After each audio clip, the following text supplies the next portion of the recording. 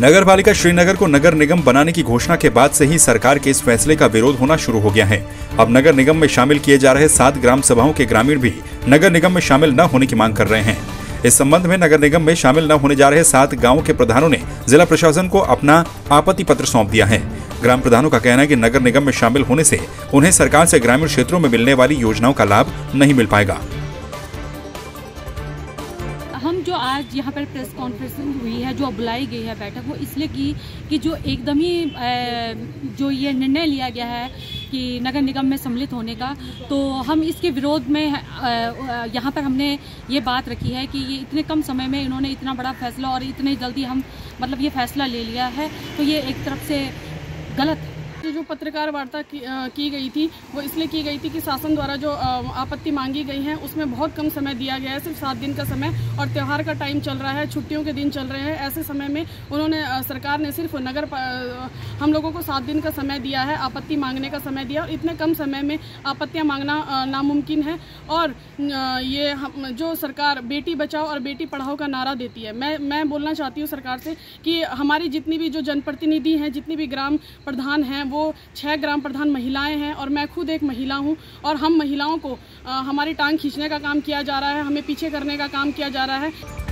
जोशीमठ में भू वैकुंठ बद्रीनाथ धाम में बर्फबारी शुरू हो गई है। इस दौरान श्रद्धालुओं ने बर्फबारी का जमकर लुत्फ उठाया। वहीं बर्फबारी होने से धाम और मैदानी इलाकों में ठंड भी बढ़ गई है। साथ ही हेमकुंड साहिब में भी बर्फबारी हो रही है।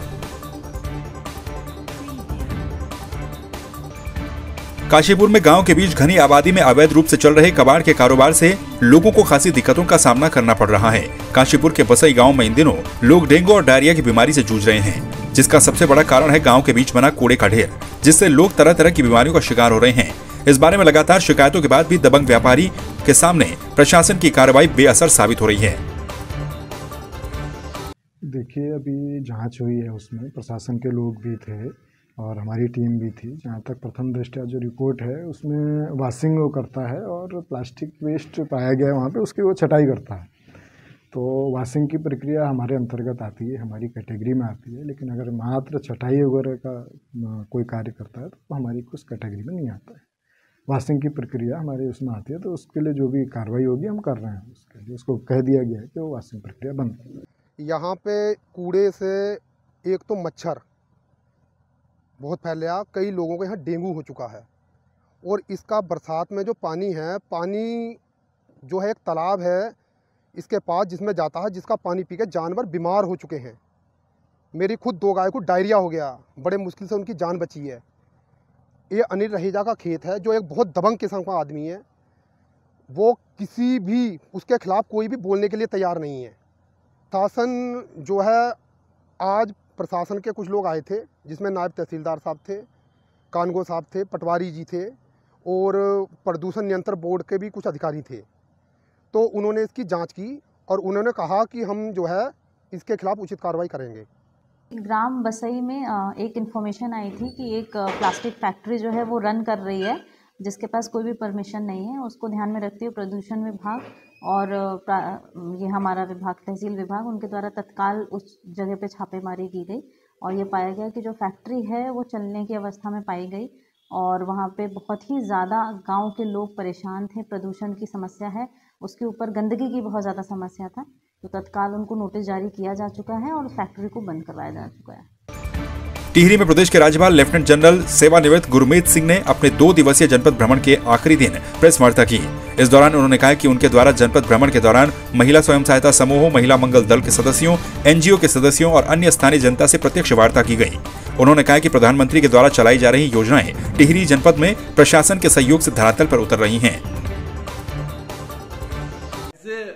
भारतीय मेरे को बहुत खुशी हुई कि हमारे इंजीनियर्स इतना तगड़ा काम कर रहे हैं, वर्ल्ड स्टैंडर्ड का है।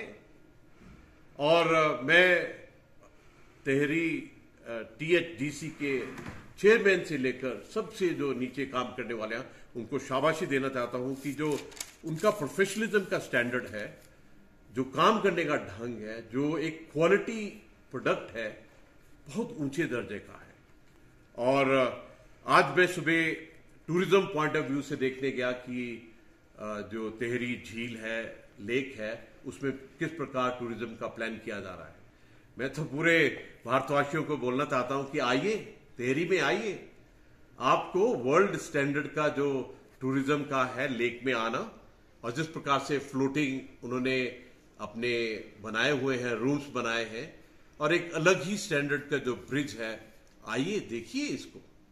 और मैं पर्सनली बहुत खुश हूं, जो टिहरी का एडमिनिस्ट्रेशन है, डीएम साहब है, एसडीएम साहब है। टिहरी के मुख्य विकास अधिकारी नमामि बंसल ने आराधना धूप और हवन सामग्री लघु उद्योग का अवलोकन किया। इस दौरान उन्होंने आराधना धूप, अगरबत्ती और हवन सामग्री लघु उद्योग के द्वारा रोजगार के क्षेत्र में किए जा रहे कामों की सराहना की।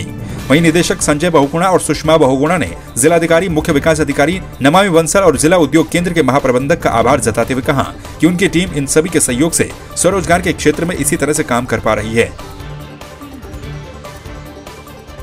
मिले थे और वहाँ पे उन्होंने हमारी जितनी भी महिलाएं काम कर रही हैं उनकी बहुत ही प्रशंसा की कि आप इस प्रकार का कार्य कर रहे हैं कि जिससे कि हमारे देश में इतना सारा कूड़ा करकट, कचरा जो फैल रहा है, जिससे कि नदी नाले भी ख़राब हो रहे हैं। जैसे कि ऐसे इस तरीके के जो हमारे प्रोडक्ट बन रहे हैं, उन्होंने बहुत ही सराहना की इसकी।